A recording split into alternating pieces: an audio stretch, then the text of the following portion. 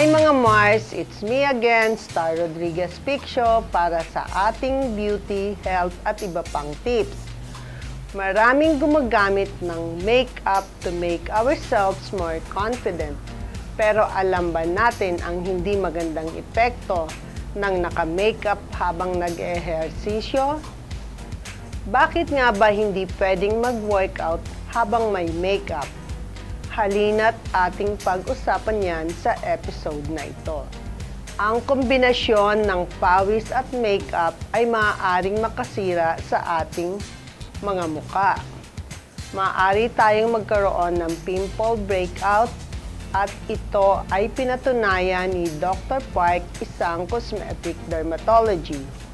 Mas maganda raw na mag-ehersisyo ng walang suot na makeup dahil maaari nitong palakihin ang iyong mga pores, magkakatagyawat at magdadry ang muka dahil sa hindi nakakapag-produce ng proper oil level habang nag-ehersisyo.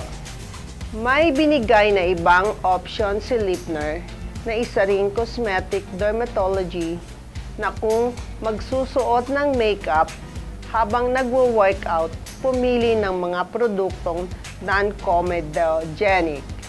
Ngunit pinayuhan pa rin na iwasan ang paglalagay ng mga ito kung maaari at inaasahan na maghilamos agad pagkatapos mag-ehersisyo nang sa gayon ay malinis at makahinga ang pores ng ating mga muka. Mayroong inilabas na A New You Save Face Practitioner, isang derma clinic na mga tips kung paano ligtas na gumamit ng makeup habang nasa gym. Una, spot corrector. Huwag maglagay ng foundation o concealer sa buong muka. Lagyan lamang ang parte ng muka na may tagyawat o pimple marks.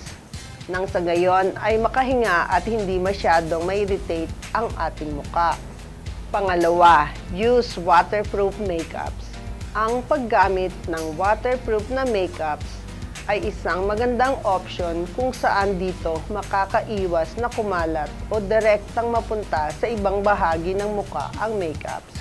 Pangatlo, use matte products. Hindi maiiwasan na kapag tayo ay pinagpapawisan, magiging makintab ang ating muka at magiging oily face. Kung kaya't pinapayuhan na gumamit ng matte products upang maiwasan ang pagiging oily looks kapag napawisan. Tandaan na ang bawat payo ay hindi masama kung susundin. Wala ring mawawala kung hindi susuway sa mga eksperto. Physical man o panloob, maganda ka sa sarili mong paraan.